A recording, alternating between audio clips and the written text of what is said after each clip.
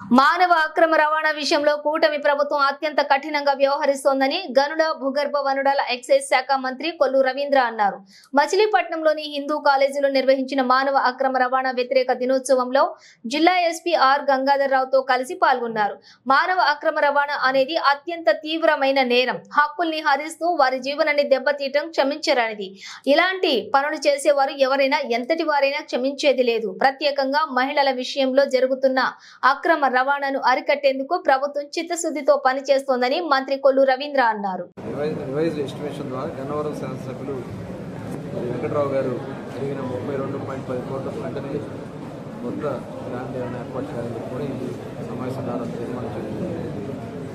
ఈ పరిస్థితుల్లో కృష్ణా డెల్టాని చివరి ఎకరాకు కూడా నీరు అందే విధంగా జరిగితే మొత్తం టైలెండ్ మనం ఎడన కానీ కైకూరు కానీ మచిలీపట్నం కానీ అవిలిగడ్డ కానీ ఇవన్నీ కూడా టైలెండ్లో ఉన్నాం.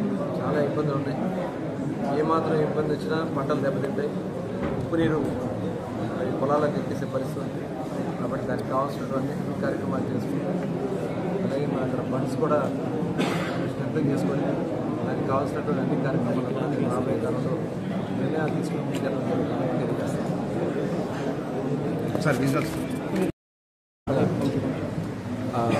కెనాల్స్ ఎవరు కూడా మేనేజ్మెంట్ లేకుండా పోవడం వల్ల అక్కడ వాటర్ షవరింగ్ జరుగుతుంది కానీ కాలువలు దెబ్బతింటం జరుగుతుంది.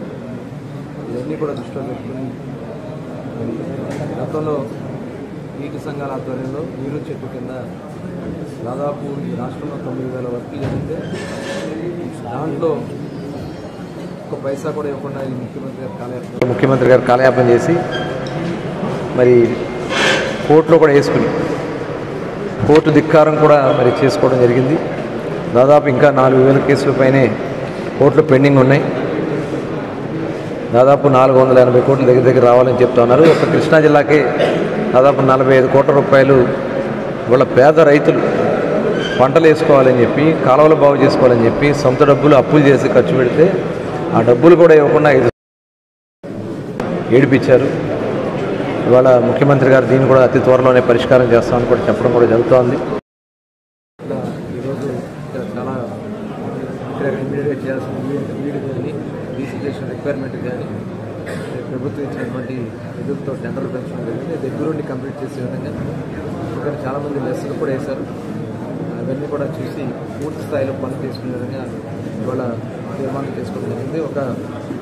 ఈరోజు ఒక 4 అంశాలను నిర్మాణం చేసుకున్నాం. అందులో మొట్టమొదటిది కృష్ణా డెల్టా ప్రస్తుతం ఉన్న పంటలను రక్షించి మత్స్యమ నీరుకు తోడు నాగార్జున సాగర్ నుండి పులిచింతలకు కృష్ణా డెల్టా కాలువ కింద కేఆర్ఎంబి ద్వారా 10 టీఎంసీలు ఇవ్వాలని చెప్పి రాష్ట్ర ప్రభుత్వాన్ని ఏకగ్రీవంగా కోరడం అయింది. అలాగే ఆంధ్రప్రదేశ్ పునర్విభజన చట్టం 2014 ప్రకారం కృష్ణానది నుంచి కేఆర్ఎంబి బోర్డు ఏదైతే ఇక్కడ కావాల్సినటువంటి కృష్ణా బేసిన్ విజయవాడలో ఏర్పాటు. ఎందుకంటే KRMB Krishna river management board అనేది